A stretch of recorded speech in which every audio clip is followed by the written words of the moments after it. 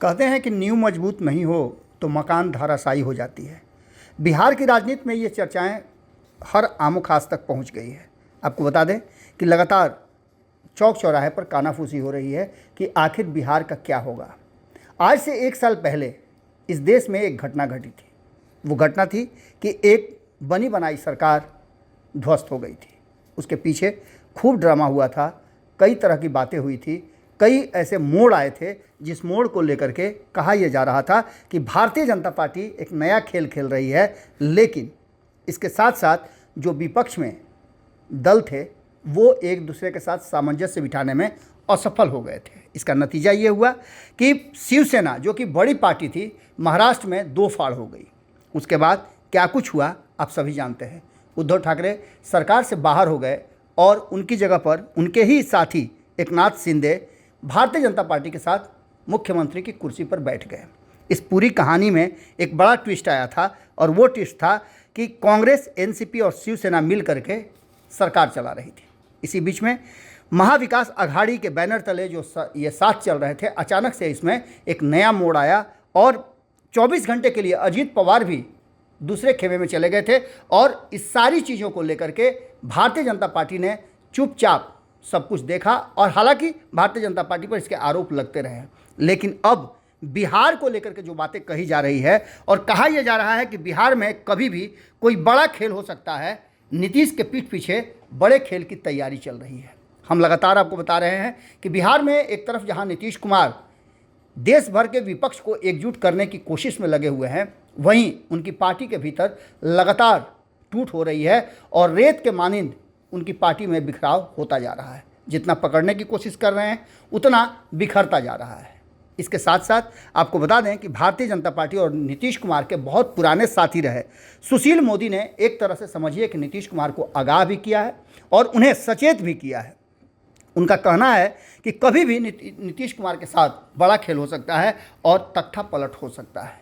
इसके पीछे उन्होंने महाराष्ट्र का उदाहरण दिया और उदाहरण के साथ साथ वो लगातार उनकी पार्टी के भीतर चल रही जो घमासान उसको भी लेकर के अपनी बात रखी है।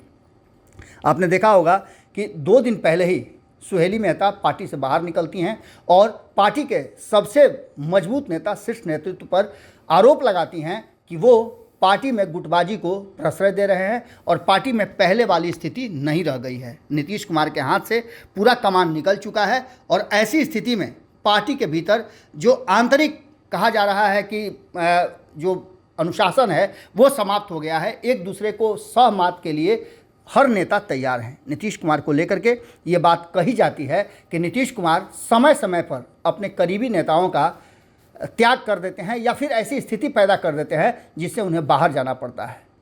पिछले 2 दिनों से लगातार उनके करीबियों का आना जाना जारी है। भारतीय जनता पार्टी ने जहां एक तरफ दिल्ली में आरसीपी सिंह को ज्वाइन कराया, वहीं बिहार में सुहेली मेहता अपने समर्थकों के साथ ज्वाइन की। बात इतनी ही नहीं है, इसके अलावे अभी फहरिस्त में बहुत लंबी लिस्ट है।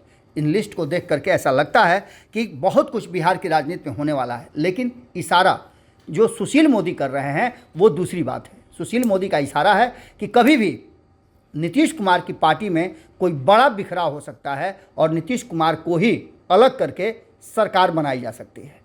इस बात को लेकर के अब उनके इस बयान में और इस संदेह में, शंका में कितना दम है ये तो वक्त के हिसाब से पता चलेगा। लेकिन लगातार सुशील मोदी नीतीश कुमार को सचेत कर रहे हैं और जिस तरह से वो माहौल बना हुआ है उसके हिसाब से उनका सीधा इशारा नज़र आ रहा है ललन सिंह और लालू यादव पर। लालू प्रसाद और ललन सिंह की तरफ इशारा करते हुए उन्होंने स्पष्ट किया है कि कभी भी सरकार का तख्ता पलट हो सकता है। नीतीश यात्रा पर होंगे और बिहार में सत्ता परिवर्तन हो जाएगा। क्या होगा ये तो आने वाला वक्त बताएगा। लेकिन कयासों का बाजार गर्म है कि नीतीश कुमार जितना अधिक विपक्ष को एकजुट करने जा रहे हैं उतना ही उनकी पार्टी बिखरती जा रही है। कई नाम हैं जिसका चर्चा हम लगातार कर रहे हैं कि पार्टी में गुटबाजी शुरू है।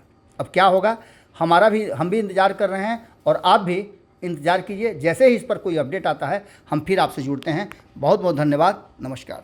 अगर ये वीडियो पसंद आई और वह बिहार के राजनीति और बिहारियत से सरोकार रखेनी तो सब्सक्राइब बटन दबा के चैनल के सब्सक्राइब कर ली। ओजे एगो घंटी बा, ओकरा बटन दबा देला से कुल सटीक और मारक खबर रुआ मुफ्त में मिल जाई।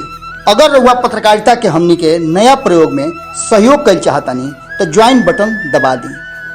पेटीएम नंबर नोट कर ली 9386816700। धन्यवाद।